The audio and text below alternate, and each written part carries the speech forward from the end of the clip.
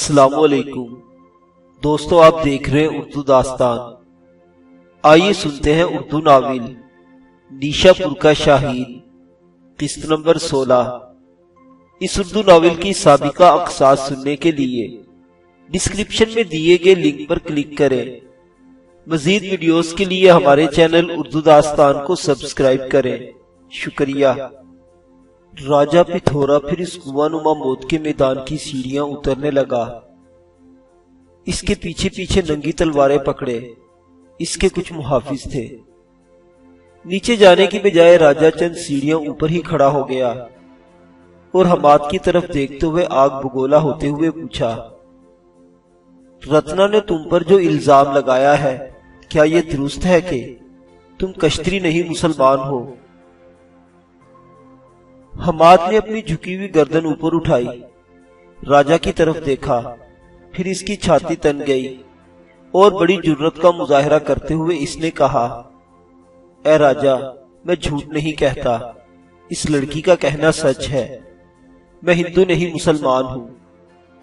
मैंने तुम्हारे धर्म के खिलाफ कोई बात नहीं कही, इस सोमवार में सिर्फ इसलिए।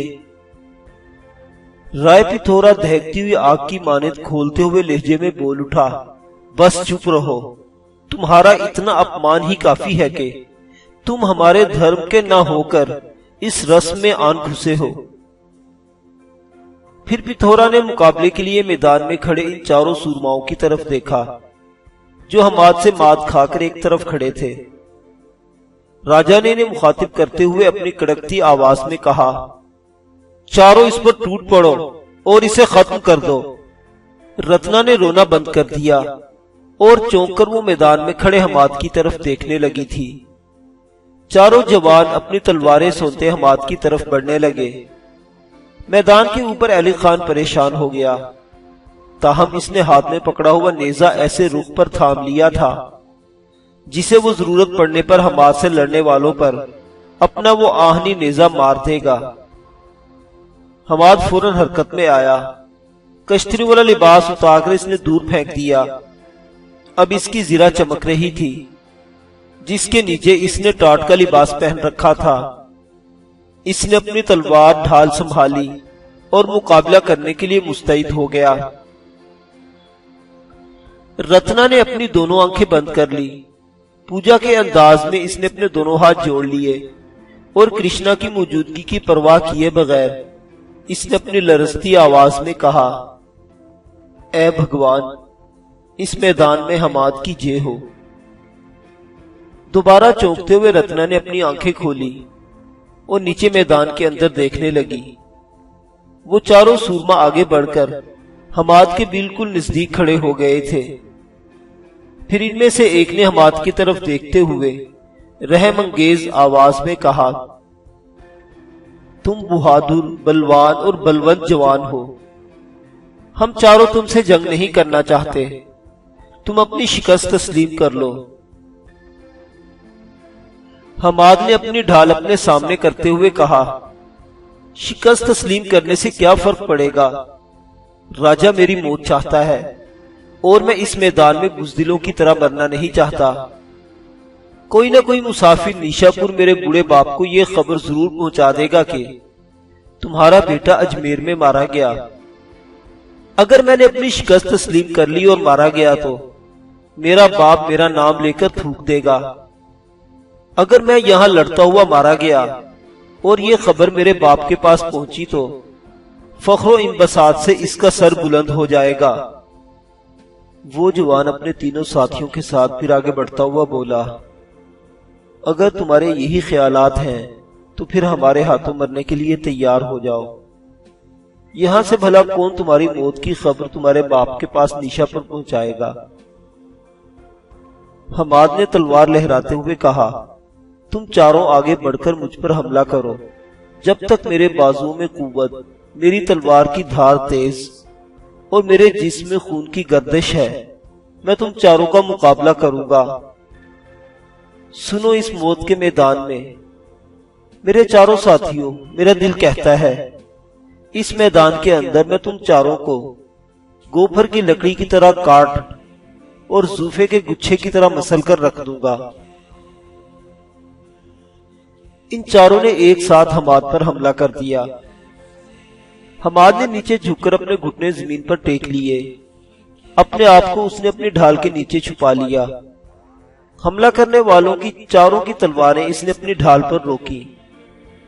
फिर इसने जोर से अपनी तलवार लहराई और चारों में से दो की टांगें काट कर रख दी। मैदान में इन दोनों की भयानक चीखें बुलंद हो दी। इतनी देर बाद दूसरे दो में से एक ने अपनी तलवार का एक टेढ़ा जाविया बनाकर हमाद पर वार किया।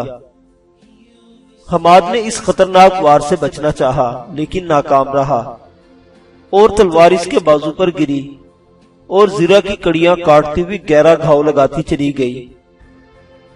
खून की एक तेज धार बह निकली और हमाद के टाट के लिबास को रंगीन बनाने लगी। हमाद का बायां शाना बुरी तरह जख्मी हो गया था, लेकिन जिंदा रहने की उम्मीद में इसने हिम्मत न हारी। कब्ल इसके के दोनों में से फिर इस पर कोई वार करता, वो एक गुसीली जस्त लगाकर उठा और पीछे हटकर खड़ा हो गया। एक निगाह इसने अपने जख्मी शाने पर डाली और नए अंदाज में हमला आवर होने के मुतल्लिक सोचने लगा। हमाद को जख्मी देखकर रत्ना परेशान हो गई। अली खान ने हाथ में पकड़ा हुआ नेजा लहराकर मारना चाहा, पर इसे रुक जाना पड़ा, क्योंकि हमाद बुरी तरह बिफर कर अपने दोनों मद्दे मुकाबलों पर हमला आवर हो गया था। इन दोनों ने जमकर हमाद के हमलों का दिफा करना चाहा, लेकिन इस बार हमाद का अंदाज तूफानी था और बड़े वहशीपन से आंदल झपट की तरह इंतहाई मोहलक और खतरनाक हमले करने लगा था।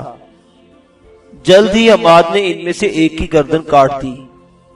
आखिरी जवान हमाद के सामने ज्यादा देर तक न ठहर सका और जख्मी होने के बावजूद हमाद ने इसे शाने से पसलियों तक चीर कर रख दिया था।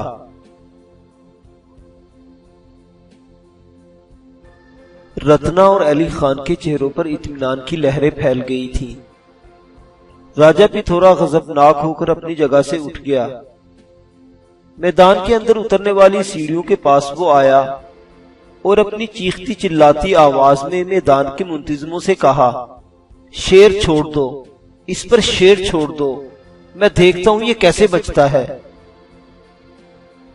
रत्ना ने सारी झिझक एक तरफ रख दी और अपने करीब बैठी हुई कृष्णा से कहा, राजकुमारी, तुम सब कुछ कर सकती हो, भगवान के लिए इस जवान को मौत के इस कुएं से निकाल लो।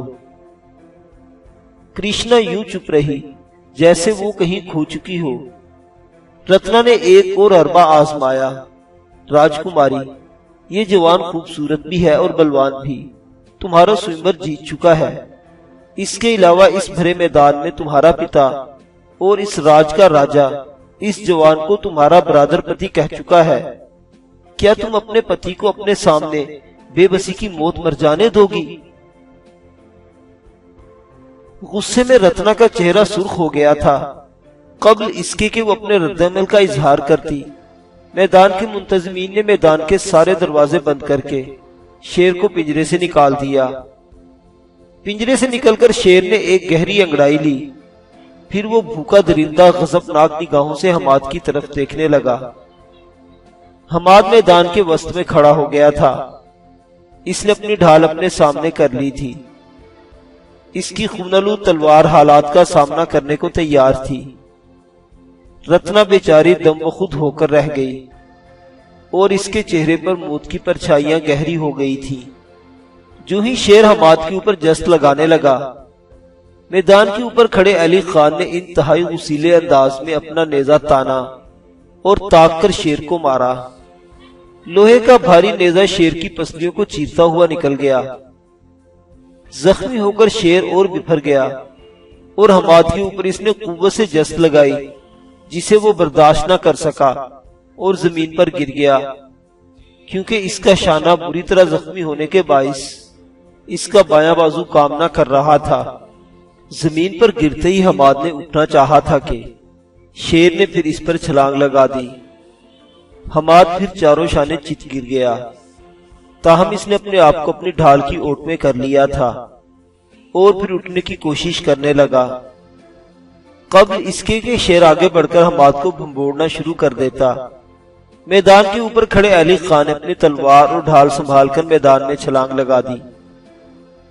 अली खान ऐन शेर के सामने आकर गिरा था।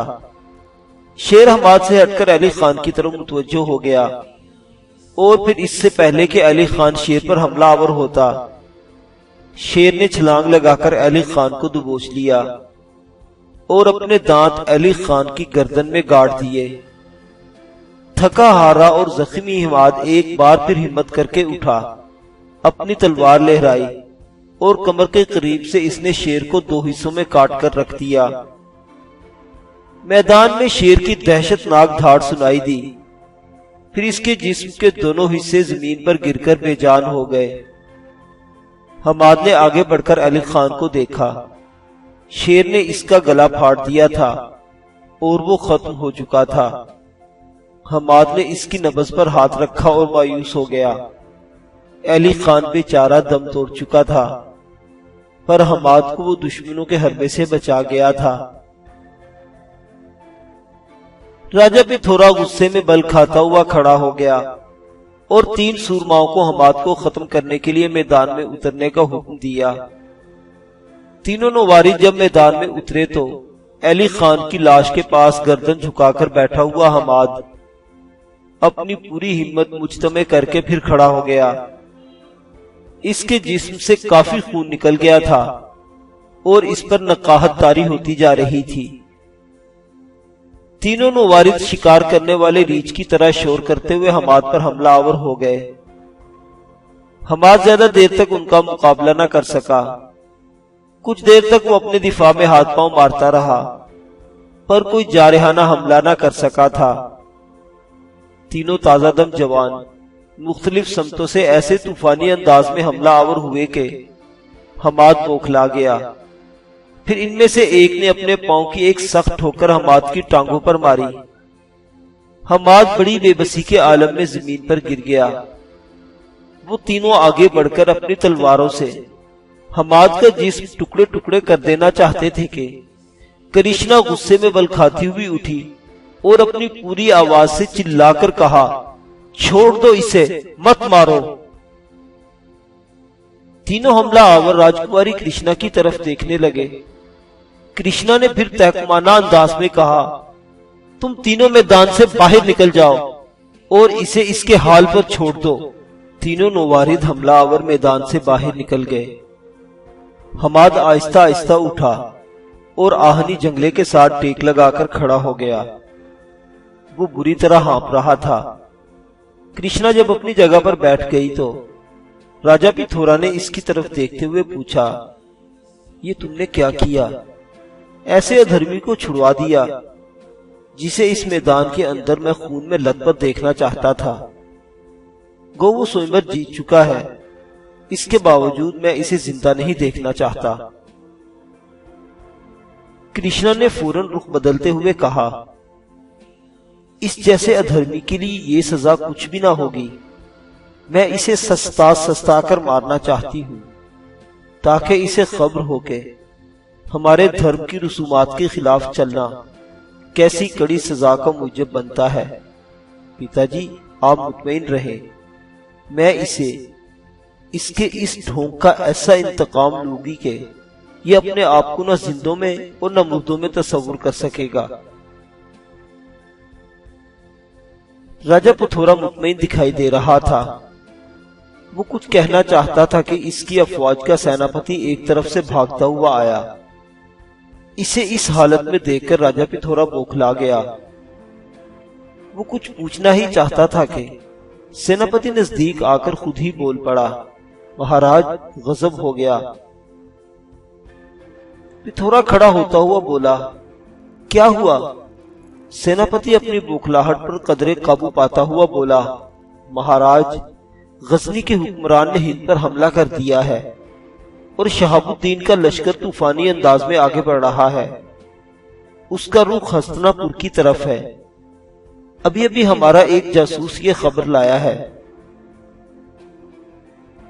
राजा पिथोरा ने सेनापति की तरफ मायूसी के अंदाज में देखते हुए कहा, तुम अपने लश्कर को कूच का हुक्म दो, मैं भी आ रहा हूं।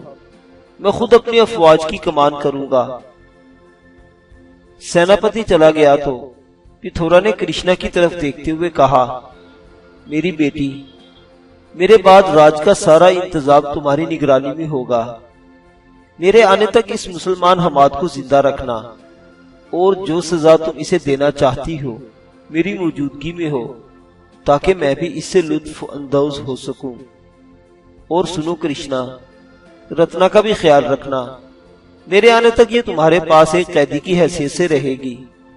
इस पर कड़ी निगाह रखना, कोई इसे धोखाधड़ी से छुड़ाकर न ले जाए।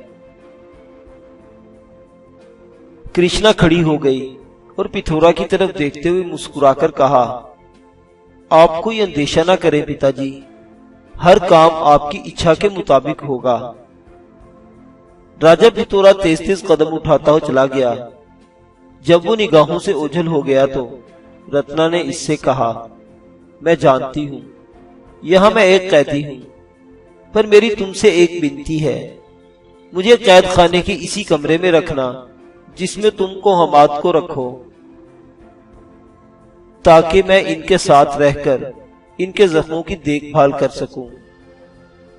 कृष्णा ने गहरी मुस्कुराहट में कहा, मैं तुम दोनों की दुश्मन नहीं हूं, जैसा तुम चाहोगी वैसा ही होगा। कृष्णा ने हमाद को मैदान से बाहर आने का हुक्म दिया। जब वो बाहर आया तो कृष्णा इसे अपने मुहाफिजों की निगरानी में महल की तरफ ले गई। रत्ना भी इसके साथ थी। लोग अपने अपने घरों को चले गए थे। रात हो गई थी। राजा पिथोरा अपना लश्कर लेकर अजमेर से कूच कर चुका था। कृष्णा ने हमाद और रत्ना को कैद खाने में डालने की बजाय राजमहल के एक कमरे में दोनों को इकट्ठा बंद कर दिया था। हमाद कमरे के एक कोने में नंगे फर्श पर बेबसी की हालत में पड़ा था। कृष्णा ने वैद्यों से इसके जख्म की मरहम पट्टी करा दी थी, ताहम इसके जख्म से नाकाबिले बर्दाश्त टीसें उठ रही थी। हमाद की करीबी रत्ना भी फर्श पर बैठी इसे बड़ी हसरत खेज और सरमाया नदामत आंखों से देखे जा रही थी। वो चुप और यूं साकिन थी जैसे दीवार पर खुदा हुआ कोई नक्श हो। यूं लगता था अपनी जीस्त के काशाने को आग लगाकर वो खुद ही इसका नजारा कर रही हो। रत्ना ने कुछ सोचा, कहकशां की तरह लहराती हुई वो अपनी जगह से उठी। न जाने किस फेलो ख्याल के तहत वो हमाद के पास आई और इसके सामने बैठकर इसके दोनों पांव पकड़ते हुए अपनी रोती और सुलगती आवाज में कहा, मैं आपसे क्षमा की भक्षा मांगती हूं, मुझ पर दिया कीजिए। दिया करना ही सबसे बड़ा धर्म है। मेरी तरफ से आपके साथ जो सलूक हुआ वो कर्मों का लिखा था। आप मेरे देवता और मेरे साधन हैं। आप अगर मुझे क्षमा कर दे तो मेरे स्वर्गवासी भाई की आत्मा को आनंद मिलेगा और मेरा जिस्म बेरोग हो जाएगा। हमाद का मिजाज यूं सुलग उठा था गोया अंगारों पर कोयले या आग पर ईंधन रख दिया गया हो। इसने अल्फाज की अजीब तप्श के साथ अंगारों के ढेर की तरह भड़कते हुए रत्ना के दोनों हाथ अपने पांव से हटा दिए और गजबनाक होकर कहा, मेरे जिस्म को हाथ मत लगाओ, दूर रहो मुझसे, मुझे तुमसे नफरत है। रत्ना ने हमाद की बातों का बुरा ना माना। वो कुछ इस तरह पुरस्कून रही जैसे सोता हुआ बच्चा या कोई पुरख्वाब नुज़ायदा ख्वाहिश। फिर वो अपनी दूध जैसी शीरी और शहद जैसी मीठी रसदार आवाज में बोली जैसे चांद ने सरगोशी की हो, जो रत्ना आपसे नफरत करती थी वो मर चुकी है। आप मेरे प्रेम के मंदिर हैं। आपकी खातिर मैं पूरा संसार ठकरा सकती हूं। अगर आपने मुझे क्षमा कर दिया तो मेरी आत्मा अमर हो जाएगी और मैं सौभागी होंगी कि जीवन का असल राज पालूंगी। आप मुजस्मा धर्म है। मेरी खताओं को भूल जाएं। आज से आप मेरी आंखें और मेरा मन है। मुझे आपसे प्रेम और मोहब्बत है। आप मेरी सांसों में, मेरी आहों और मेरे आसाब में एहसास के मायने बनकर रहेंगे। अपनी मौत तक आपका नाम मैं अपने सीने में सलामत रखूंगी। हमाद ने फिर अपनी मुतजस्सिस और पुरजोश जवान आवाज में बेजारी का रस घोलते हुए कहा, तुम भूल रही हो, तुमसे कतन कोई हमदर्दी मुझे भी नहीं है। तुम्हारे सकाफती और तहजीबी अवामिल मुझसे अलहदा और जुदा हैं। हमाद जरा रुका, फिर खनकदार आवाज में बोला, गोया फना की कोई सदा हरकत में आई हो। जिंदगी तुम जैसी लड़की से समझौता करने का नाम नहीं है। तुमने मेरी कौम और मेरे मजहब की अजमत का मजाक उड़ाया है। जहां मेरे खुलूस को अंदेशा सवाल नहीं है, वहां तेरी गंदी जुबान के जख्मों का अंधाल नहीं है। मेरे तुम्हारे ख्यालात में कोई आहंगी, कोई तवाजुन नहीं। तुम्हारा सदफ जैसा हुस्न, गोहरे नायाब जैसी सुंदरता और तुम्हारा दिल गिरफ्ता जमाल जिद्दत मेरे लिए कोई हैसियत नहीं रखते, इसलिए कि तुम मेरे मकसूद का हल नहीं हो। मेरे लिए अपने मजहब की एक बदतरीन मतरूका दाश्ता भी तुमसे हजारहा दर्जे बेहतर और अरफा है।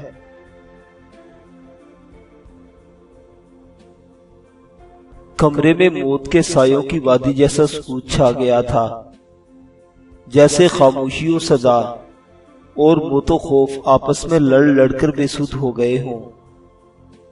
फिर रत्ना ने अपनी नीची शर्मीली आंखों को और ज्यादा झुकाते हुए एक अजीब तरफापन और कानों में रस उंडेल देने वाली आवाज में कहा, मुझे निराश न कीजिए। मैं मानती हूं आपकी नजर में मैं निर्दोष नहीं हूं। इसके बावजूद मेरी विनती है, मुझे क्षमा कर दें। देवी देवता आपको अपने शरण में रखेंगे। मुझ पर विश्वास और भरोसा कीजिए। मैं अपना सारा जीवन आपके पवित्र चरणों में गुजारने का अहद कर चुकी हूं। इसी में मेरी मुक्ति, मेरा निर्वाण और निजात है। जिस तरह अजवाइन से खाट मजबूत रहती है, इस तरह मैं अपनी हमायत से आपको हौसलामंद और बेफिक्र रखूंगी। जिस तरह नंदा के पवित्र स्थान का कोई यात्री भजन और श्लोक सुनने का आरज़ूमंद रहता है, वैसे ही मैं अपनी मोहब्बत और चाहत में आपका इंतजार किया करूंगी। हमाद ने रत्ना की बातों का कोई जवाब न दिया। आहिस्ता आहिस्ता वो उठा और अपने करीब पड़े हुए मटके से पानी पीना चाहा। रत्ना बर्फ की सी तेजी से उठी और मिट्टी का बड़ा सा प्याला एक पानी से लबालब भरकर हमाद को पेश किया, ऐसे अंदाज में जैसे वो झुककर इसे सलामी दे रही हो। हमाद ने गहरी निगाहों से रत्ना का जायजा लिया, फिर पानी का प्याला थामकर पीने लगा। वो सारा पानी न पी सका था, क्योंकि रत्ना ने इस प्याले को किनारों तक भर दिया था। लिहाजा प्याले में कुछ पानी बाकी बचा रहा। जब इसने वो पानी फेंकना चाहा तो रत्ना ने इसके हाथ से प्याला छीन लिया और हमाद का सारा झूठा पानी पीने के बाद इसने एक गहरी सांस लेते हुए कहा, आपका झूठा पानी पीकर जो आनंद मिला है, इसका वर्तन मेरे बस में नहीं है। हमाद पीछे हटकर फिर खामोशी से बैठ गया। रत्ना फिर बोली, आप किस विचार में खो गए हैं? हमाद ने दगा पेशा और कुल इल्तहाब आवाज में कहा, इस कदर कुल्क से फायदा, ऐसे इस तरह से क्या हासिल? मैंने कहा मुझे तुमसे नफरत है और जो मैं कह चुका हूं वो अटल है। तुम्हारे लबों की मिठास मेरे लिए महरूमियों की आग और तुम्हारे होठों के नंगे उफक मेरे लिए जहर आलूद प्याले हैं। अब खामोश रहो और मुझे आराम करने दो कि मैं थका हुआ हूं और ये लोग न जाने कब मुझ पर मौत सवार कर दें। मैं मरने से कबल तेरी गंदी फितरत की रुस्वा कुन दुख की मार और तेरे हुस्ने तलवने सुरुष्ट के आगे झुकना नहीं चाहता। सुनो, मेरा फैसला गौर से सुनो। मैं अपने ख्यालों में, अपनी दुआओं में तुमसे नफरत और बेजारी का इजहार करता रहूंगा। रत्ना के जज्बात को नजरअंदाज करता हुआ हमाद लेट गया और सोने की कोशिश करने लगा। रत्ना किसी जख्मी नवाए मुतरिबा की मानिंद नाशाद और सोगवार हो गई थी। इसकी हालत ऐसी हो गई थी गोया हिजर की संगलाख चट्टानों पर इंतजारों वसल के आबगीने गिर गिर कर पाश पाश हो गए हों। इसके मक्खन की तरह चिकने जिस्म की हसीनो नाजुक रगों में हमाद की बातों ने पुरिसरार और बेनोम वो बेख्वाब कर देने वाला मौत का जहर घोल दिया था। हमाद सोता रहा। इसके पास बैठकर रत्ना प्यार से देखती रही और रात तेजी से भागती रही। आधी रात के करीब जब कुदरत की हर चीज और फितरत का हर उनसर सहर के इंतजार और उम्मीद में अजीब सरखुशी के आलम में डूबा हुआ था, इस कमरे के दरवाजे पर दस्तक हुई जिसके अंदर हमाद और रत्ना को बंद किया गया था। रत्ना चौंक कर जाग गई। इसने देखा इसके करीब ही हमाद गहरी नींद सोया हुआ था। दरवाजे पर एक बार फिर पुरिसरार दस्तक हुई और रत्ना उठकर तेजी से दरवाजे की तरफ बढ़ी। इसने दरवाजे से मुंह लगाकर पूछा, कौन है? बाहर से किसी की आवाज सुनाई दी, रत्ना, रत्ना दरवाजा खोलो। रत्ना पहचान गई, वो कृष्णा की आवाज थी। फिर भी इसने अपनी और हमाद की सलामती की खातिर दोबारा पूछ लिया, तुम कौन हो? आवाज फिर सुनाई दी, मैं कृष्णा हूं, दरवाजा खोलो। इसमें तुम्हारी और हमाद की बेहतरी है। रत्ना ने जब दरवाजा खोला तो कृष्णा अंदर दाखिल हुई और दरवाजा इसने पहले की तरह बंद कर दिया।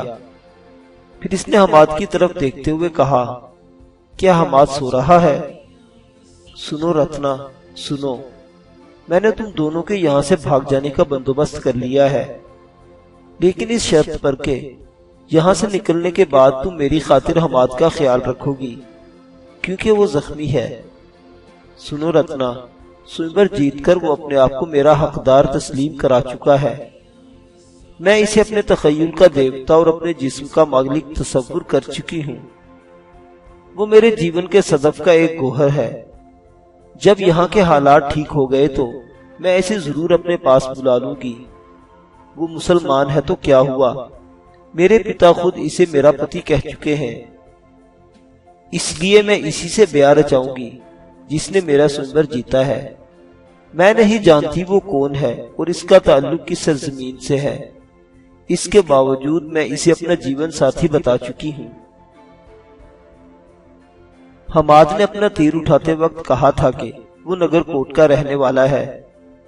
तुम इसे यहाँ से निकालकर नगरकोट ले जाना, और जब यहाँ के हालात मेरे हक में हो गए तो मैं इसे नगरकोट से यहाँ मंगवा लूंगी। हमाद को मेरी अमानत समझकर इसका ख्याल रखना। अब तुम इसे जगाओ, बाहर लाओ। मैं इस कमरे से बाहर खड़ी होती हूँ। मैंने तुम दोनों के फिरार का पूरा बंदोबस्त कर लिया है। कृष्णा बाहर निकल गई। रत्ना हमाद की तरफ बढ़ी। कृष्णा की बातों से रत्ना के चेहरे पर गुरूबे शाम का सा मंजर छा गया था। अब वो भला क्यों कर बर्दाश्त कर सकती थी कि हमाद किसी और का हो जाए। कृष्णा की गुफ्तगू से इसे यूं लगा था गोया किसी ने इसकी चाहतों और तमन्नाओं की बसात लपेटकर इसे एहसास की बेहिसी और फरेब की रेत तले दफन करके हमेशा के लिए अपनी आंखें भिगोने पर मजबूर कर दिया हो।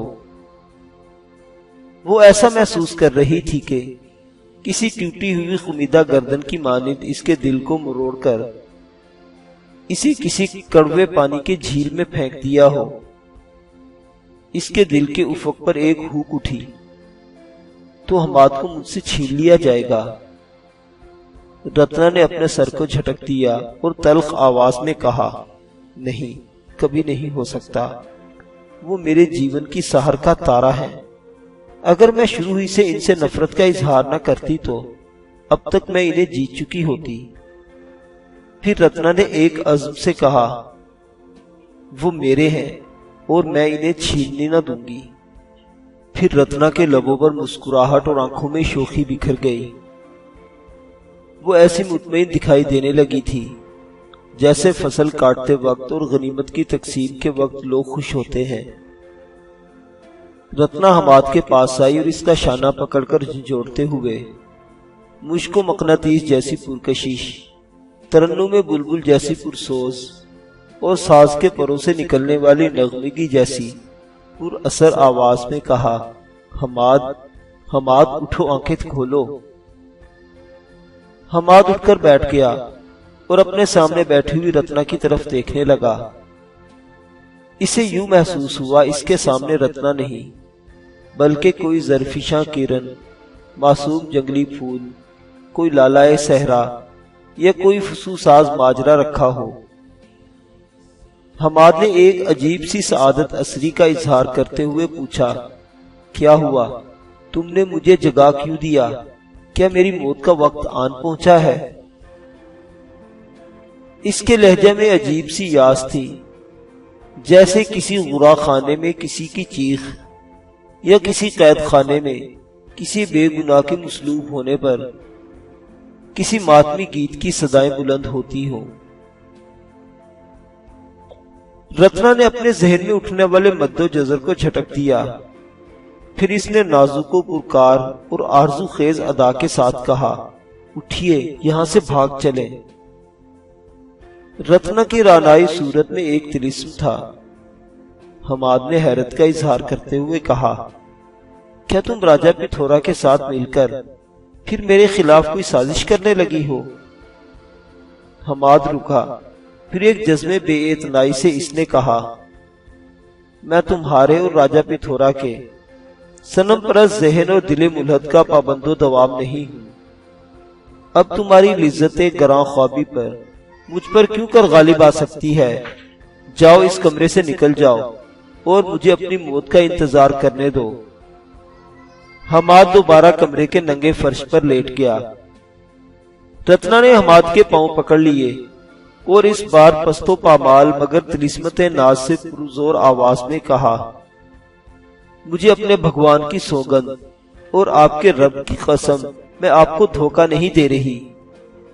मैं आपको और अपनी जान से ज्यादा अजीज और अपने दिल से ज्यादा करीब समझती हूँ। आप उठिए, यकीनन हम दोनों के यहाँ से फिरार होने का वक्त आ गया है। हमाद उठकर बैठ गया और नालाए शबगीर जैसी आवाज में कहा, कसम है मुझे हय्यो कय्यूम और इसकी जो खुदा ख्वाबी और रब्बे जमाल है, अगर ये धोखा हुआ तो मैं तेरी गर्दन काट दूंगा। रत्ना ने मुस्कुराते हुए कहा, आप उठकर बाहर तो चलिए। अगर मैंने आपको धोखा दिया तो बेशक मेरी गर्दन काट दें। हमाद खड़ा हुआ। दोनों जब कमरे से बाहर आए तो वहां कृष्णा खड़ी थी। हमाद को देखती ही वो हया से लाल भभूका हो गई। इसके जिस्म की रगों में जवानी के खून की गर्दिश तेज हो गई थी। वो मस्तो मगन कर देने वाली लहर और जोलानी नफ्स का शिकार हो गई थी। फिर इसने बाजे में बंद राग जैसी आवाज में हमाद और रत्ना से कहा, आओ मेरे साथ। हमाद और रत्ना इसके पीछे पीछे चलने लगे। कृष्णा दोनों को लेकर राजमहल के अस्तबल में आई। हमाद ने देखा वहां इसका अपना घोड़ा खड़ा था और इसकी जीन पर इसके सारे हथियार मुरस्सा थे। हमाद ने हैरत का इजहार करते हुए पूछा, मेरा घोड़ा तो सराय में था, यहां कैसे आ गया? कृष्णा ने अपनी सुबक साज और इशरत सोज निहा में डूबी हुई आवाज में कहा, सराय का मालिक आपको मैदान में मुकाबला करते देख चुका था। जब आपको गिरफ्तार कर लिया गया तो वो खुद ही आपका घोड़ा यहाँ छोड़ गया। आपके घोड़े के साथ वो एक और घोड़ा भी दे गया था। इसका कहना था कि ये घोड़ा आपके एक साथी का है। उधर देखिए, दूसरा घोड़ा वो खड़ा है। हमाद ने अस्तबल की दूसरी तरफ देखा। वहां अली खान का घोड़ा खड़ा था। इस पर भी जीन कसी हुई थी। हमाद कुछ कहने वाला था कि कृष्णा फिर बोली, अब तुम दोनों यहां से भाग जाओ। मैंने बड़ी मुश्किल से तुम दोनों के फिरार का बंदोबस्त किया है।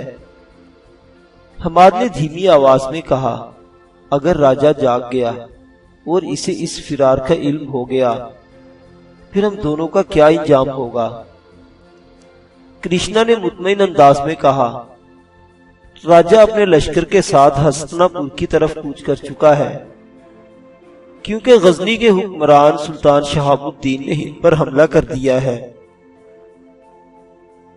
हमाद ने आहिस्ता सी आवाज में कहा, तो क्या सुल्तान हिंद पर हमला कर चुका है? इसके अलावा हमाद ने कुछ ना कहा और अपने घोड़े पर बैठ गया। रत्ना अली खान के घोड़े पर सवार हो गई थी। हमाद ने फिर कृष्णा को मुखातिब करके कहा, मुझ पर एक और मेहरबानी करना। मुकाबले के मैदान में मुझे शेर से बचाते हुए मेरा साथी जो शहीद हो गया था, इसकी लाश को कहीं दफन करवा देना। कृष्णा ने बोझल आवाज में कहा, आप गम ना करें, मैं इसे आपके मजहब की रसूम के मुताबिक दफन करा चुकी हूं। हमाद ने एक बार फिर मुश्किल निगाहों से कृष्णा की तरफ देखा, फिर इसने अपने घोड़े को अस्तबल से निकाल लिया। रत्ना ने अपना घोड़ा इसके पीछे पीछे लगा दिया और अस्तबल से निकलकर हमाद और रत्ना महल के सामने से गुजरने वाली खुली सड़क पर आए और अपने घोड़ों को एड़ लगाकर सर पर दौड़ा दिया। कृष्णा गुल्हाए रुसवाई की तरह उदास खड़ी थी। इन दोनों के घोड़ों की टापों की आवाज सुनती रही। जब आवाज आना बंद हो गई तो वो सर झुकाकर महल के अंदर चली गई थी।